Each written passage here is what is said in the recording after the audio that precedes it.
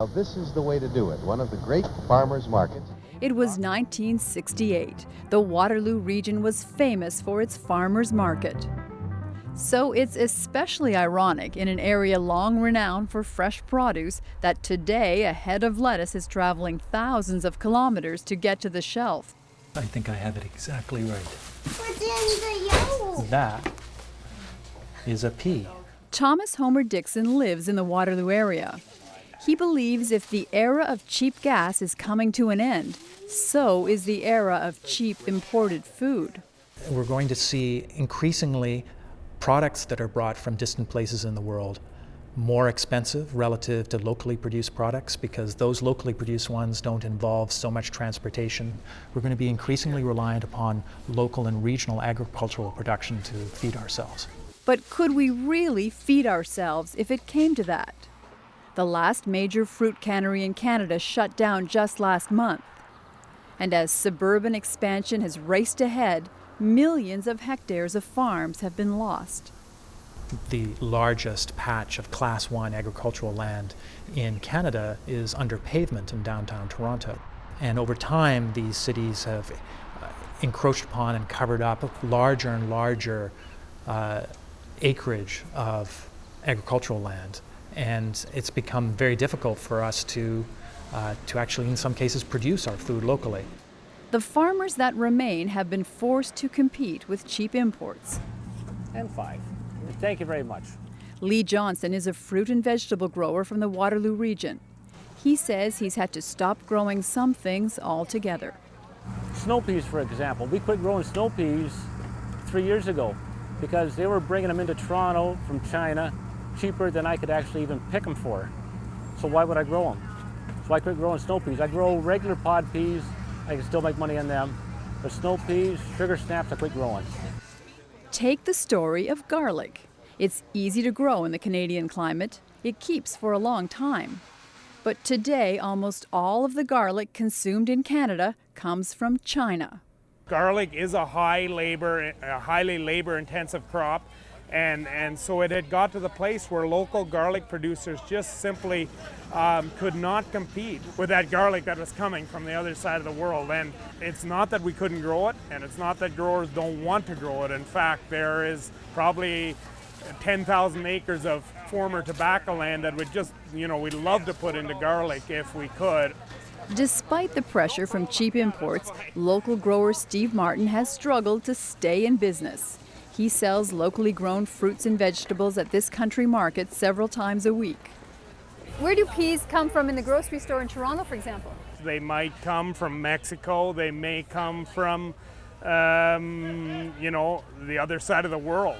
So how have we gotten to a situation where peas can come all the way from South America, for example? More often than not, the reason that we've got so dependent on food from other parts of the world is, in particular, cheap labor costs. And so the demand for cheap food has made it possible for people and made it even appealing to people to not really care where their food comes from and just go for the cheapest. Grape tomatoes right there, 30. Yeah, $30 you need to hit 30 bin a 25, you could have been a 1. 31, 30 bin a Waterloo region is now trying to rebuild what's been lost, to re-establish its local food network.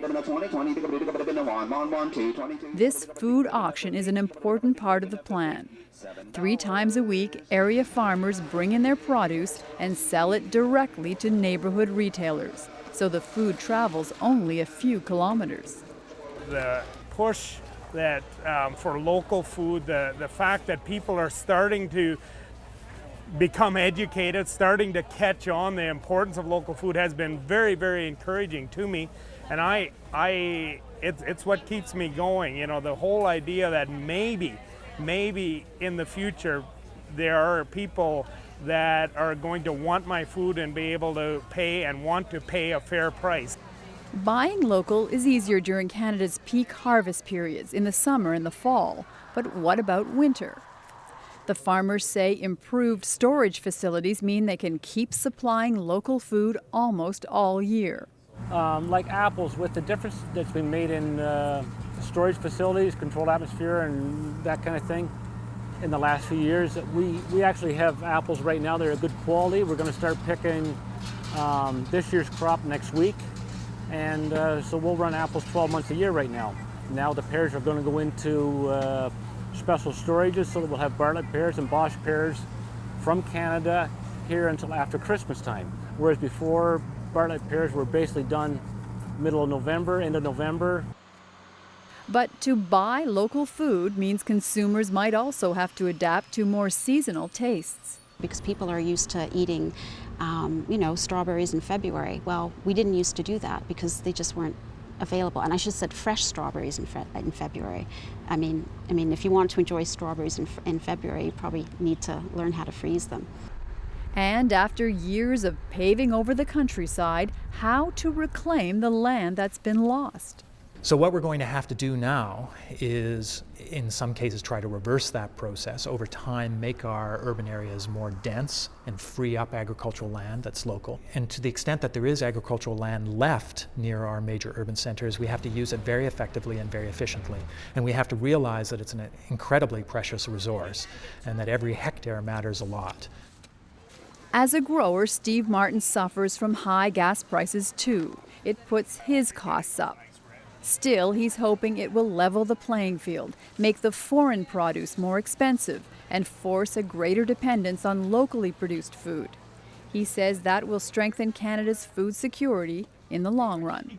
If the time would ever come where there would be a real food shortage, it's going to be the people that are closest to the food that get the food, okay? It's the long and short of it. There will continue to be connections and connectivity within the global food system, and there will continue to be global food trade. And I don't think it's necessary for every household to be able to produce its own food either. But I think in general, as a principle, it's a good idea for regions to be able to provide the majority of their own basic needs: energy, water, and food needs. In other words, bringing back the past to prepare for the future. Kelly Crow, CBC News, Waterloo, Ontario.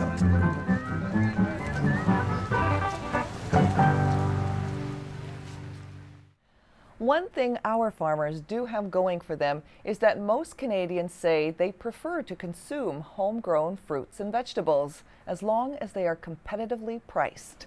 And that's News in Review. I'm Carla Robinson. Thanks for watching.